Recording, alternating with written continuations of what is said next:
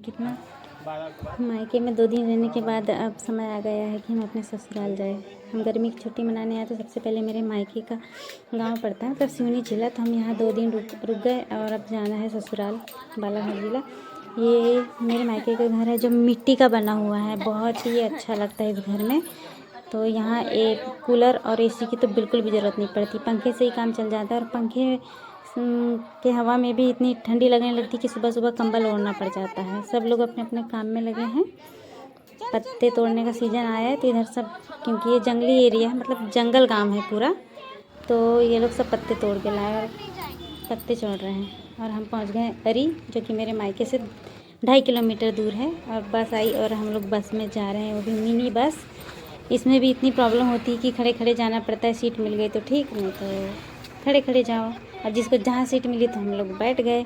ये दादी को भी एडजस्ट करना पड़ा हमको, जो कि 2 लोगों की सीट है। मैंने 2 सीट का पैसा दी थी, उसके बाद भी दादी बोलने लगी कि मैं खड़ी नहीं रहूँगी। तो बोले ठीक है दादी, अब बैठ गए। वो दादी हमारे साथ बैठ गई।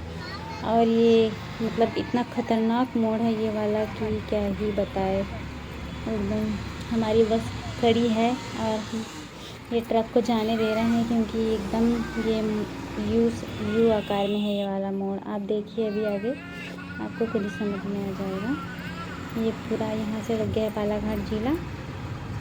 ये पूरा जंगल, इतना घना जंगल है इधर। ये देखिए कितना खतरनाक मोड़ है। यहाँ बहुत सारी घटनाएं घटती है, एक्सीडेंट होते हैं इस मोड़ में। और फिर हम कटंगी बस स्टैंड पहुँच के वहाँ से फिर ऑटो पकड़ लिए, क्योंकि रेलवे स्टेशन वहाँ के बस स्टैंड से थोड़ा दूर है। और हम लोग 1 बजे वहाँ पहुँचे थे, तो इतनी गर्मी लग रही थी क्या ही बताए। फिर हम पहुँच गए ऑटो से कटंगी रेलवे स्टेशन। देखिए यहाँ पे इतना ज़्यादा भीड़ भाड़ नहीं है, बढ़िया है एकदम। बहुत ज़्यादा पब्लिक भी नहीं थे, शांत एरिया है ये एक रेलवे स्टेशन कटंगी का। गर्मी इतनी तेज़ लग गई थी कि क्या करें, ऐसा लग रहा था कि कुछ ठंडा ठंडा खा ले या पी ले। तो वहाँ रेलवे स्टेशन में आइस गोले वाले थे, तो फिर हम लोग आइस गोला खाए।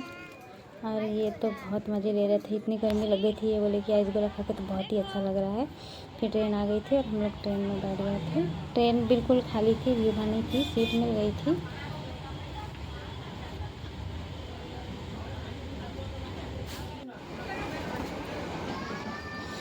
ये है बैनगंगा नदी।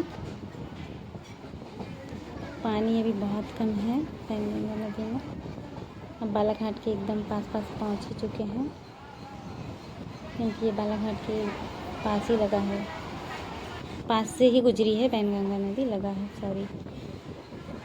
बालाघाट भी आ गया, लेकिन ऐसा लग रहा होगा कि जंगल के अंदर है क्या बालाघाट। बिल्कुल बालाघाट पहुँचते तक पूरा जंगल जंगल है, क्योंकि इधर कान्हा नेशनल पार्क भी है बालाघाट ज़िला में, तो सभी को पता होगा। तो इधर जंगल का तो भरमार है। सिर्फ 90 किलोमीटर की दूरी तय करने में हम लोग इतने परेशान हो गए कि क्या ही बताएं। गर्मी में कभी सफ़र करने ना मिले, पर क्या करें, बच्चों की छुट्टी इसी टाइम पे लगती है तो जाना तो पड़ता ही है। फिर हम पहुंच चुके हैं बालाघाट रेलवे स्टेशन, उतर गए हैं ट्रेन से। अब यहाँ से फिर हमको ऑटो लेना पड़ेगा, क्योंकि यहाँ से मेरे गांव की दूरी कम से कम 8-10 किलोमीटर दूर है। तो ऑटो बुक करके जाना पड़ेगा, क्योंकि सवारी से बहुत कम चलती है। उधर गांव साइड कोई ऑटो नहीं जाती है, ये तो बुक करके जाना पड़ता है। तो अब ऑटो बुक करके जाना पड़ेगा हम लोगों को गांव तक। हम लोग ले लिए हैं ऑटो, बुक कर लिए हैं और निकल पड़े अपने गांव के लिए।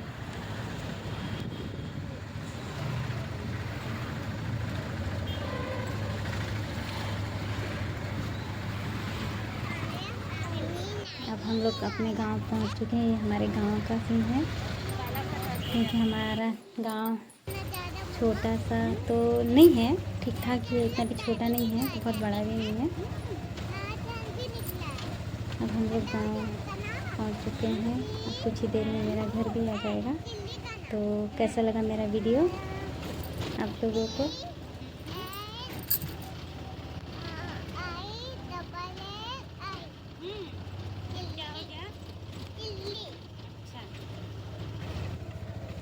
ये है मेरा प्यारा सा गाँव।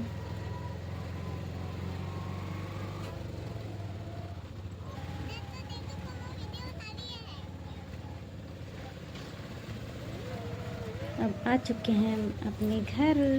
तो ये है मेरा घर, देखिए अभी अभी बना है मेरा घर, अभी काम बाकी है पूरा।